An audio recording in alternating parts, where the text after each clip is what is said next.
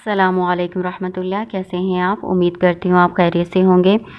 آج ہم سورہ ہود پارہ نمبر 12 کا رکوع نمبر 5 پڑھیں گے انشاءاللہ تعالی۔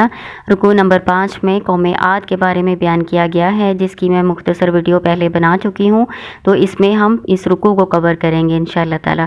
اعوذ باللہ من الشیطان الرجیم، بسم اللہ الرحمن الرحیم۔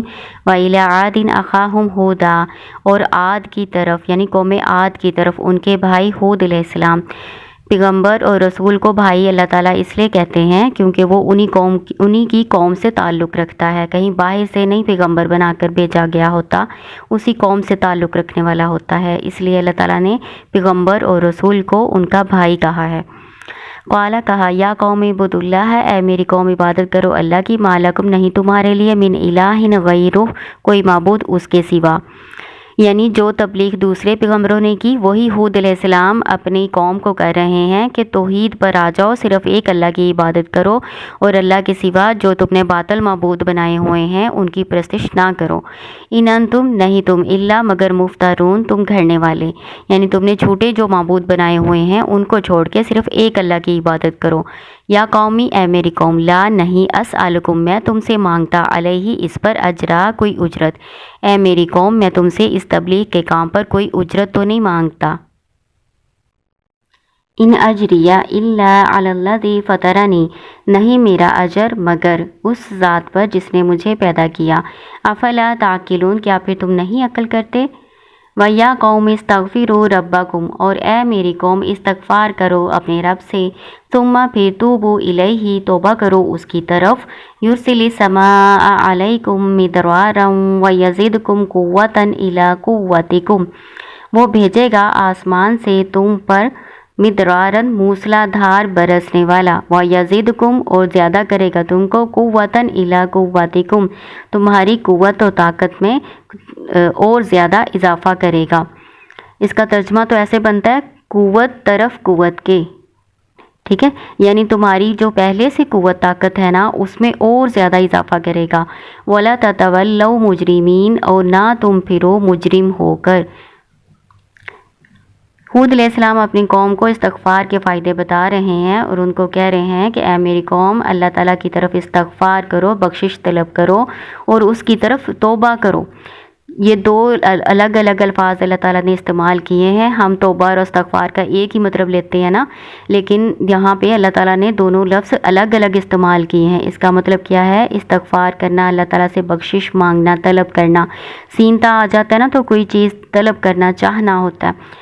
اور توبہ کا مطلب کیا ہوتا ہے؟ لوٹنا، رجوع کرنا، پلٹ آنا، توبہ کرنا، یہ سارے توبہ کے مفہوم ہیں، یعنی اپنے رب کی طرف لوٹاؤ، بتوں کی عبادت کو چھوڑ دو، اللہ تعالیٰ سے استغفار کرو، وہ جو تم نے شرک کیا ہے نا، جو برے کام کیے ہیں ان کو چھوڑو اور اللہ تعالیٰ سے استغفار کرو۔ توبہ کی شرائط میں یہ ساری باتیں شامل ہوتی ہیں کہ جو برا کام کر رہے ہوتے ہیں پہلے اس کو چھوڑنا ہے اور پھر آئندہ نہ کرنے کا اللہ سے پختہ عہد کرنا ہے۔ تو اگر تم ایسے استغفار کرو گے نا، سچے دل سے استغفار کرو گے، اللہ کی طرف رجوع کرو گے، تو اللہ تعالیٰ یرسل السماء علیکم مدرارا، اللہ تعالیٰ بھیجے گا آسمان سے تم پر موسلا دھار برسنے والا۔ آسمان سے اللہ تعالیٰ بارشیں برسائے گا، اس کا کیا مطلب ہے کہ اگر ہم استغفار کریں گے نا تو ہمارے رزق میں اضافہ ہوگا۔ آسمان سے جب بارشیں ہوتی ہیں تو خشک سالی ختم ہو جاتی ہے، نباتات کی فراوانی ہوتی ہے، ٹھیک ہے، پھر رزق کی بھی فراوانی ہو جاتی ہے۔ تو اس کا مطلب یہ ہے کہ اللہ تعالیٰ تمہیں وافر رزق عطا فرمائے گا، اور یزدکم قوتا الی قوتکم، اور وہ زیادہ کر دے گا تمہاری طاقت میں اور زیادہ قوت و طاقت، یعنی جتنی اللہ تعالیٰ نے تمہیں اب قوت و طاقت دی ہوئی ہے نا اس سے اور زیادہ اللہ تعالیٰ کر دے گا۔ اور قوت سے مراد بیٹے بھی ہو سکتے ہیں، مال اور دولت اور بیٹے بھی ہو سکتے ہیں۔ اسی بات کو سورہ نوح میں بیان کیا گیا ہے۔ نوح علیہ السلام اپنی قوم کو تبلیغ کرتے ہوئے فرماتے ہیں، فَقُلْتُ اسْتَغْفِرُوا رَبَّكُمْ إِنَّهُ كَانَ غَفَّارًا، بس میں نے کہا بخشش طلب کرو اپنے رب سے، انہو بے شک وہ کانا ہے، غفارا بہت بخشنے والا، یرسل السماء علیکم مدرارا، وہ بھیجے گا آسمان سے تم پر خوب برسنے والا بادل، ویمددکم باموال وبنین، اور وہ بڑھا دے گا تمہیں مال اور بیٹوں میں، ویجعل لکم جنات ویجعل لکم انہارا، وہ بنائے گا تمہارے لیے باغات اور نہریں۔ سورہ نوح کی آیات نمبر 10 سے 12 تک میں نے تلاوت کی ہیں۔ اس میں نوح علیہ السلام نے بھی استغفار کے فائدے بیان کیے ہیں جو ہود علیہ السلام یہاں اپنی قوم کو بیان کر رہے ہیں، یعنی رزق کی فراوانی ہوگی، تمہاری طاقت و قوت میں اضافہ ہوگا اور تمہیں اللہ تعالیٰ اور زیادہ مال عطا فرمائے گا۔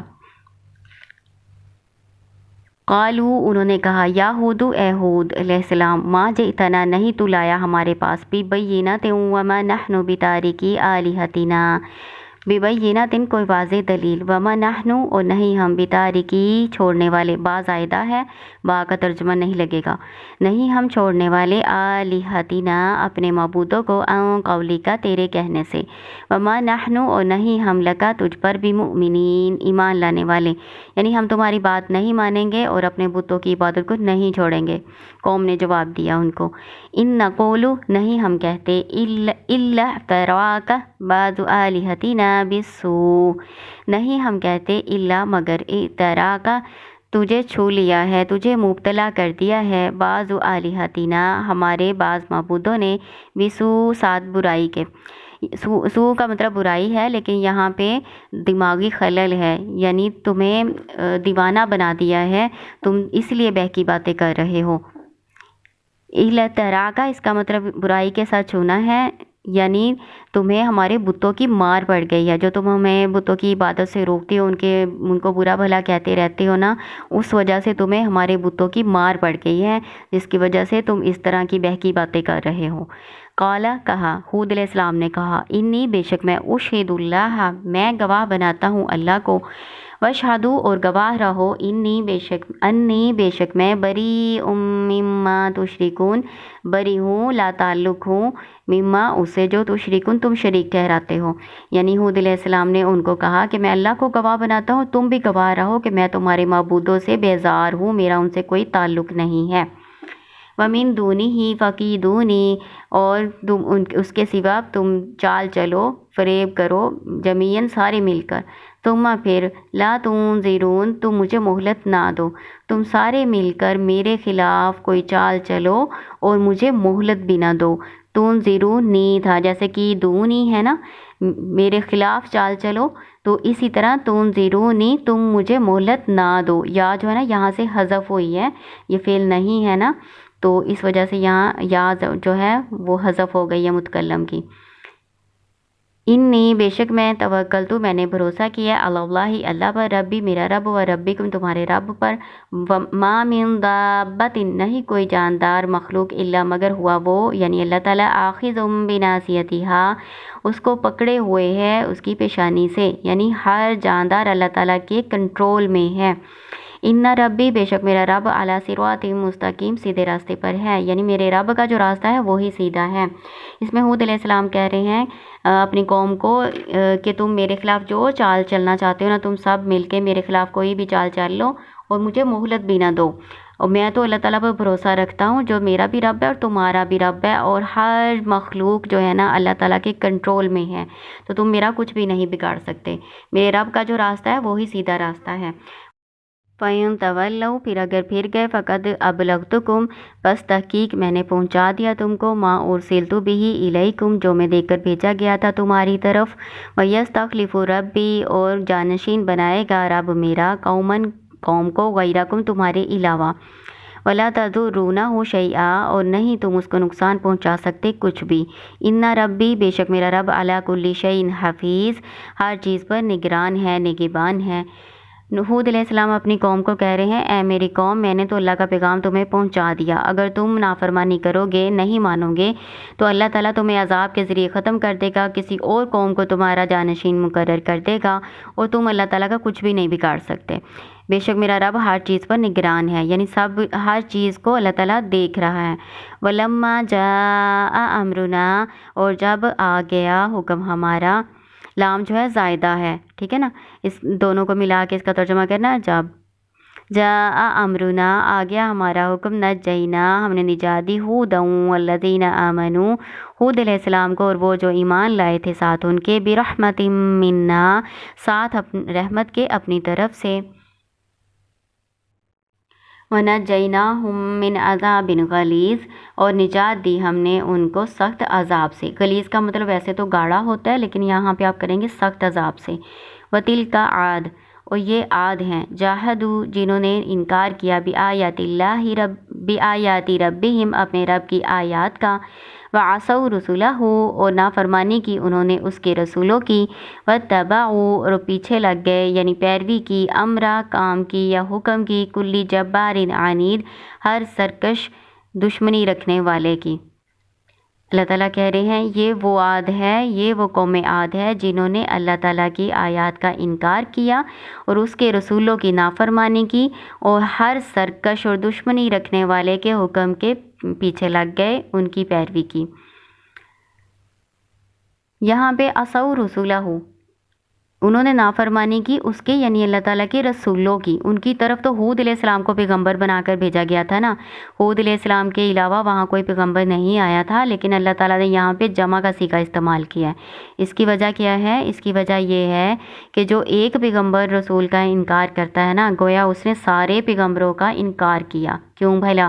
کیونکہ سارے پیغمبر اور رسول اور نبی اللہ تعالیٰ کا ایک ہی پیغام توحید کا ہی لے کر آئے ہیں. اگر ایک کا انکار کریں گے تو اسی طرح ہے جیسے سب کا انکار کیا. اسی لیے تو ہمارے دین میں ایسے ہے کہ ہم سب رسولوں کو مانتے ہیں. جو ایک رسول یا نبی کا بھی انکار کرتا ہے نا، وہ دائرہ اسلام سے خارج ہو جاتا ہے. تو اسی طرح یہاں پہ اللہ تعالیٰ نے ہود علیہ السلام کی نافرمانی کو تمام رسولوں کی نافرمانی کہا ہے. وَأُتْبِعُوا فِي هَٰذِهِ الدُّنْيَا لَعْنَةً وَيَوْمَ الْقِيَامَةِ اور پیچھے لگی اس دنیا میں لعنتاً لعنت ویوم القیامہ اور قیامت کے دن، یعنی ان کے پیچھے اللہ تعالیٰ نے اس دنیا میں بھی لعنت لگا دی. اتبعوا لگا دیے گئے، ٹھیک ہے، ان کے پیچھے پیچھے لگا دیے گئے یعنی ان کے پیچھے لعنت لگا دی گئی. ٹھیک ہے، یہ مجہول کا صیغہ آپ نے مجہول ہی ترجمہ کرنا ہے. ویوم القیامہ اور قیامت کے دن بھی. لعنت ہوتا ہے اللہ کی رحمت سے دوری. اللہ کی رحمت سے دور کر دیے گئے دنیا میں بھی اور آخرت میں بھی. اللہ سن لو یا خبردار حرف تنبیہ ہے، کسی کو متوجہ کرنے کے لیے استعمال ہوتا ہے. انا بے شک عادن عاد کفروا ربہم انہوں نے انکار کیا اپنے رب کا. اللہ سن لو یا خبردار بعدا لعاد قوم ہود لعنت ہے یا رحمت سے دوری ہے قوم عاد کے لیے جو ہود علیہ السلام کی قوم تھی. ہود علیہ السلام کا یہاں قصہ مکمل ہو گیا. اگلے لیسن میں انشاءاللہ تعالی ہم سمود کا واقعہ پڑھیں گے.